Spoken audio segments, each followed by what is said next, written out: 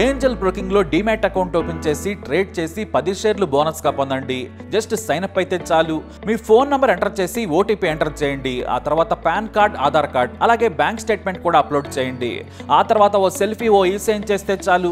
మీ account 24 గంటల్లో activate అయ్యాక మా నంబర్ కి యాక్టివేట్ అని వాట్సాప్ చేయాలి. ఆ తర్వాత మీ డీమ్యాట్ అకౌంట్ లో మేము చెప్పిన 10 బ్యాంకింగ్ షేర్స్ బై చేసి స్క్రీన్ షాట్ పెడితే చాలు. ఆ అమౌంట్ మీకు యూపీఐ ద్వారా పంపిస్తాము. అంటే మీకు 10 షేర్లు బోనస్ గా వచ్చినట్టే. ఆ తర్వాత మీరు ఆ షేర్స్ ని సెల్ చేసుకుంటారో ఇన్వెస్ట్ చేసుకుంటారో మీ ఇష్టం. డిస్క్రిప్షన్ లో ఉన్న లింక్ ద్వారా మాత్రమే మీకు ఈ బోనస్ షేర్లు వస్తాయన్నది మాత్రం గుర్తుపెట్టుకోండి. ఒక హత్య 100 ప్రశ్నలు. బెంగళూరు నగర నడిబొడ్డున కర్ణాటక మాజీ డీజీపీ తన నివాసంలోనే హత్యకు గురి కావడం కలకలం రేపింది. పోలీసుల దర్యాప్తులో విస్తుపోయే విషయాలు వెలుగులోకి వచ్చాయి. భర్తలను భార్యలు చంపడం ఇప్పుడు మన దేశంలో ఓ మానసిక ఉన్మాదంలా మారింది. కానీ సామాన్య కుటుంబాల్లోనే ఈ విషయాలను మనం ఇప్పుడు దాకా చూసాం. ఇప్పుడు ఏకంగా ఐపీఎస్ అధికారుల భార్యలు కూడా హత్యలు చేయటం సంచలనంగా మారింది. కర్ణాటక మాజీ డీజీపీ ఓంప్రకాష్ దారుణ హత్యకు గురయ్యారు. అది కూడా ఆయన ఇంట్లోనే, నట్టింట్లో. 68 ఏళ్ల డీజీపీ భార్య ఓంప్రకాష్ భార్య సాయంత్రం 4:30 గంటలకు ఎమర్జెన్సీ నంబర్కు కాల్ చేసింది. మాజీ డీజీపీ ఓంప్రకాష్ ను ఎవరో చంపేశారు, మీరు రావాలని కాల్ చేసి చెప్పారు ఆమె. ఆ తర్వాత ఆమె మళ్లీ స్వయంగా మరో మాజీ డీజీపీ భార్య అయిన స్నేహితురాలకి వీడియో కాల్ చేసింది. నేను ఆ రాక్షసుడిని చంపేశాను, నాకు చాలా హ్యాపీగా ఉందని చెప్పింది. దీంతో సదరు మాజీ డీజీపీ భార్య పల్లవి మాటలు విని భయపడింది. వెంటనే ఆమె పోలీసులకు సమాచారం ఇచ్చారు. పోలీసులు ఇంటికి వచ్చే సమయానికి ఓంప్రకాష్ నేలపై పడి ఉన్నాడు. గదంతా కూడా రక్తపు మరకలు, మొహంపై కారప్పొడి కూడా ఉంది. అంటే కారప్పొడి చల్లి హత్య చేశారని పోలీసులు గుర్తించారు. ఈ విషయం తెలియగానే డీజీపీ అలోక్ మోహన్, బెంగళూరు కమిషనర్ దయానంద్ ఘటనా స్థలానికి చేరుకున్నారు.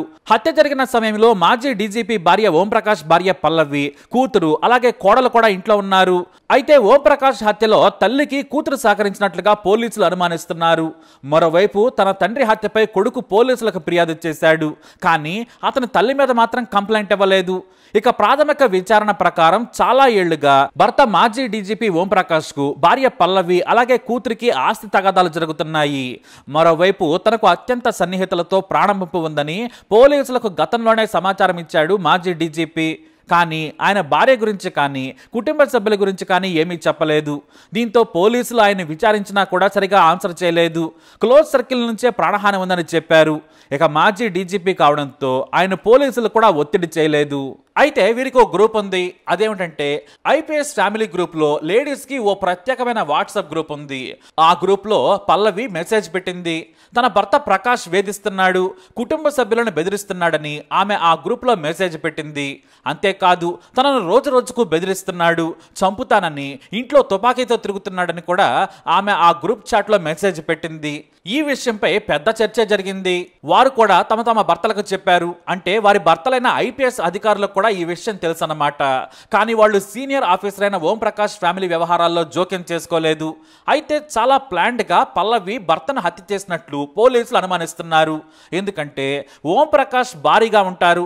అతనితో పెనుగులాటం కానీ పోట్లాటం కానీ ఎదురెళ్లి హత్య చేయటం కానీ అంత ఈజీ కాదు. అది పల్లవికి తెలుసు. ఆయనతో పోలిస్తే ఆమె సాధారణంగా ఉంటారు. అయితే ముందు రోజు రాత్రి తీవ్రమైన గొడవ జరిగింది. ఆస్తుల గురించి వివాదం చెలరేగడంతో తాను చెప్పిందే నడవాలి, నేను చెప్పినట్లే నడుచుకోవాలని కుటుంబ సభ్యులను బెదిరించాడట ఓంప్రకాష్. దీంతో కోపంలో ఉన్న భార్య పల్లవి కిచెన్ లోకి వెళ్లి కారప్పొడి, మటన్ కొట్టే పెద్ద కత్తిని తీసుకొచ్చింది. భర్తతో వాగ్వాదం చేస్తూనే కళ్ళలో కారం చల్లేసింది. అతను వృద్ధుడు కావడంతో మంటలను తట్టుకోలేక తిడుతూ వాటర్ షింక్ వైపు వెళ్లే ప్రయత్నం చేశాడు.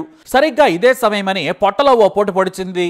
ఆ తర్వాత కత్తిని తీసి పదే పదే పొడుస్తూనే ఉంది. 1-2 కాదు, దాదాపుగా 60కి పైన. ఇక ఈ హత్య జరిగినప్పుడు కూతురు కూడా అక్కడే ఉంది. మరో గదిలో కోడలు కూడా ఉన్నట్లు పోలీసులు భావిస్తున్నారు. ఇక ఓంప్రకాష్ రక్త పడుకులో పడి ఉన్నాడు. తనను కాపాడాలంటూ 15 నిమిషాలు ఓంప్రకాష్ వేడుకున్నాడట. కానీ భార్య కూతురు ఏమాత్రం కాపాడే ప్రయత్నం చేయలేదని పోలీసులు తర్వాత తెలియజేశారు. భర్తను చంపినా కూడా ధైర్యంగా తన ఫ్రెండ్కి కాల్ చేసి ఐ హావ్ ఫినిష్డ్ మాన్స్టర్ అంటూ ఏకంగా ఐపీఎస్ ఆఫీసర్ భార్యకే కాల్ చేసి చెప్పింది తల్లి. దీంతో ఈ ఘటన బయట ప్రపంచానికి తెలిసింది. మరైతే అసలు భార్య ఎందుకు చంపింది? తమను భర్త ముందే చంపేస్తాడేమో అనే భయంతో చంపిందా, లేదా భర్త బతికి ఉంటే ఆస్తులు తనకు రావని ఆమె హత్య చేస్తుందా అనేది పోలీసులు విచారణ చేస్తున్నారు. ప్రస్తుతానికి మాజీ డీజీపీ భార్య, కూతురు, కోడలు పోలీసుల అదుపులోనే ఉన్నారు. ఓంప్రకాష్ ను చంపడానికి వాడిన కత్తిని కూడా పోలీసులు స్వాధీనం చేసుకున్నారు. అత్యంత ఖరీదైన హెచ్ఎస్ఆర్ లేఅవుట్ లో ఉంటున్నారు ఓంప్రకాష్ దంపతులు. వీరికి 3 అంతస్తుల బిల్డింగ్ ఉంది.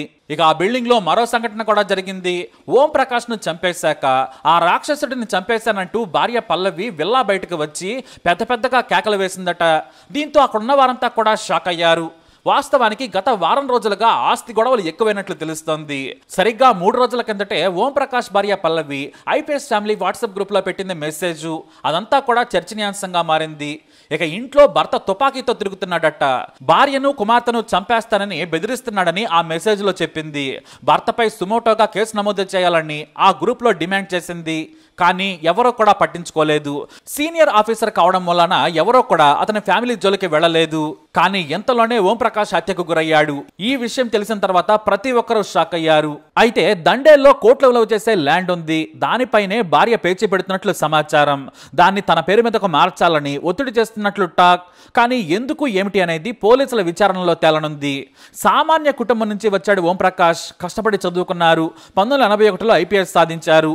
బీహార్లోని చంపారణకు చెందిన ఆయన జియాలజీలో మాస్టర్స్ డిగ్రీ చదివారు. తర్వాత సివిల్స్ కు ప్రిపేర్ అయ్యారు.